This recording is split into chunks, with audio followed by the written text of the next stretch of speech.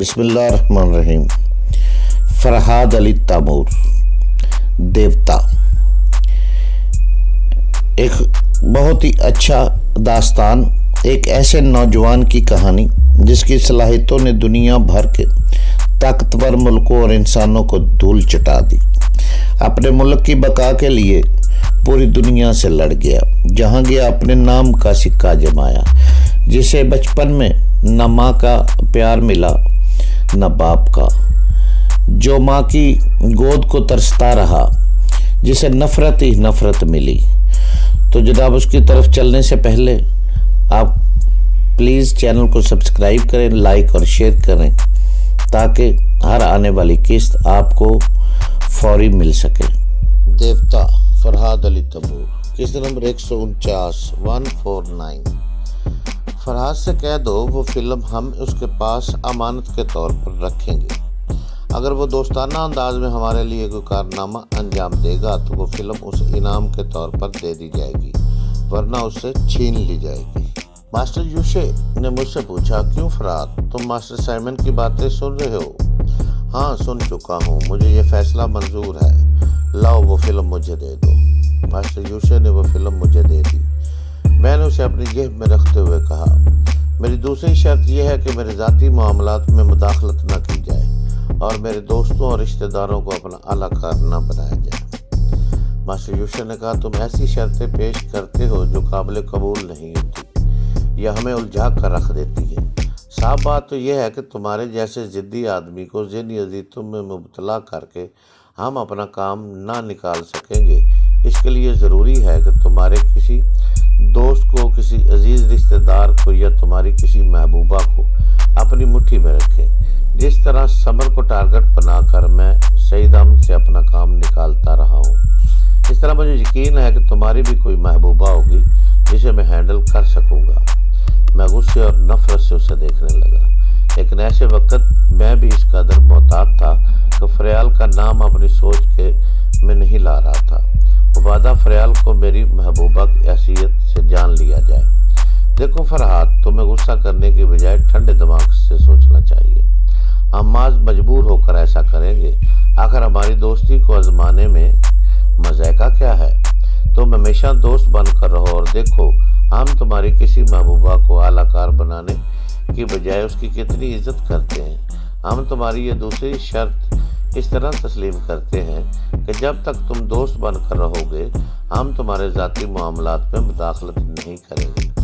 میں نے بیزار ہو کر سوچا کہ اپنی شرطیں پیش کرنا فضول ہے، کیونکہ یہ میری شرطیں جانتے تو ہیں، لیکن ان شرائط پر اپنی شرائط بھی عائد کر دیتے ہیں۔ حقیقتاً دیکھا جائے تو اس وقت میں ان کا قیدی تھا، اس کے باوجود میں انہیں مروب کرنے کی کوشش کر رہا تھا۔ مجھے کچھ جھکنا تھا اور کچھ انہیں جھکانا تھا، اس لیے میں نے کہا، اب مجھے اپنی کوئی شرط پیش نہیں کرنی، تم مجھے بتاؤ کہ ابھی مجھ سے کیا کام لینا چاہتے ہو۔ ماسٹر یوشے اپنی جگہ سے اٹھ کر میز کے قریب آیا۔ وہاں وسکی کی بوتل میں ایک پیک کی مقدار بچی ہوئی تھی، وہ اسے ایک گلاس میں انڈیلنے لگا۔ میں خاموشی سے وسکی کی اس بوتل کو دیکھ رہا تھا جو اب خالی ہو چکی تھی، مگر اس کے بعد ماسٹر یوشے کو مزید پینے کی خواہش ہوگی تو دوسری بوتل کہاں سے لائے گا؟ دوسری بوتل اس فلیٹ میں نہیں تھی۔ فلیٹ کے باہر کمال احمد کی کار کی ڈگی میں ماسٹر یوشے کا ایک سوٹ کیس رکھا ہوا تھا اور اس سوٹ کیس میں شراب کی وہ بوتل تھی جس میں میں کھوپڑی کو الٹ دینے والی ایک دعا ملا چکا تھا۔ یہ سوچ کر مجھے اطمینان حاصل ہو رہا تھا کہ ماسٹر یوشے کی شامت قریب آتی جا رہی ہے۔ جب وہ اپنے سوٹ کیس سے شراب کی بوتل نکال کر کھولے گا اور اس میں سے ایک گھونٹ بھی پیے گا تو اس کے دماغ کی تمام باتیں بورڈ پر لکھی ہوئی چاک کی تحریر کی طرح مٹ جائے گی۔ دماغ سے باتیں مٹنے کا مطلب یہ ہے کہ دماغ کی سوچیں بھی مٹ جائیں گی اور ٹیلی پیتھی کی تمام صلاحیتیں نابود ہو جائیں گی۔ ماسٹر یوشے میری اس خطرناک چال سے بے خبر تھا۔ اس نے میرے قریب کھڑے ہو کر شراب کا ایک گھونٹ لیا۔ میں چاہتا تھا کہ وہ ایک ہی گھونٹ میں پورا ایک پیک حلق سے اتارے تاکہ دوسری بوتل کی خواہش کرے۔ وہ ایک ہی گھونٹ پی کر اپنی جگہ واپس آ گیا اور کرسی پر بیٹھتے ہوئے بولا، یہاں تمہارے لیے کوئی کام نہیں، فی الحال ہمارے ساتھ عیش کرو۔ ابھی تمہارا پاسپورٹ بن رہا ہے، بلکہ پاسپورٹ اور ویزا دونوں ہی بن چکے ہوں گے۔ हैरानी से पूछा, इतनी जल्दी मेरा पासपोर्ट और वीज़ा कैसे बन सकता है? उसने हंसते हुए जवाब दिया, हमारे पास हर मसले का हल मौजूद है। हम मिनटों में पासपोर्ट और वीज़ा बना लेते हैं। सिर्फ तुम्हारी तस्वीर की कमी है, अगर कोई हो तो दे दो। मैंने उसे बताया कि इस वक्त मेरे पास अपनी कोई तस्वीर नहीं है। मास्टर यूसुफ ने कहा, कोई बात नहीं, तुम ज़रा खामोश रहो, मैं कुछ मालूमात हासिल कर रहा हूँ। तुम मेरी सोच से रब्ता कायम ना करना, अगर करोगे तो मुझे पता चल जाएगा। ये कहने के बाद वो शायद किसी के ज़हन में झांकने लगा। मैं तजस्सुस में गिरफ्तार था, लेकिन उसकी मर्ज़ी के ख़िलाफ़ कोई हरकत नहीं करना चाहता। ने कहा, तमाम इंतज़ामात मुकम्मल हो चुके हैं, सिर्फ तुम्हारी तस्वीर की कमी है। वो थोड़ी देर में उतार ली जाएगी। अब हमें यहाँ से चलना चाहिए। ऐसा ना हो कमाल अहमद का कोई वाकफकार यहाँ पहुँच जाए। हम कहाँ जाएंगे? फ़िलहाल तो इंटरकान चलेंगे, वहाँ मेरे और मदाम के लिए कमरे मखसूस हैं। तुम ही बताओ कि अब तक तुम कहाँ रहते थे? मेरा कोई मुस्तकिल ठिकाना नहीं और ना ही कोई ऐसा मेरा वाकफकार है। तो फिर तुम हमसे दूर भागने के लिए किसकी गाड़ी इस्तेमाल कर रहे थे? जिस तरह तुमने गाड़ी के लिए कमाल अहमद को शिकार किया, इस तरह मैं भी बवक्त ज़रूरत किसी को पकड़ लेता हूँ। उसने मेरी बात से कायल होकर कहा, अच्छी बात है, तुम्हारे लिए भी इंतकाम में कमरा हासिल किया जाएगा। अब यहाँ से निकलो। उसने मादाम सोनिया से भी उठने के लिए कहा। वो बिस्तर से उठकर खड़ी हो गई और हमारे पीछे चलती हुई फ्लैट से बाहर आ गई। हमने कमाल अहमद की कार की डिग्गी खोलकर इसमें से सामान निकाला, फिर डिग्गी बंद करने के बाद चाबी कार में ही छोड़ी और सामान उठाकर गली से सड़क पर आ गए। वहाँ सड़क के किनारे एक टैक्सी खड़ी हुई थी। इस टैक्सी की पिछली सीट से एक शख्स बाहर आया। उसके हाथों में कैमरा था। वो मुख्तलिफ जावियों से मेरी कई तस्वीरें लेने लगा।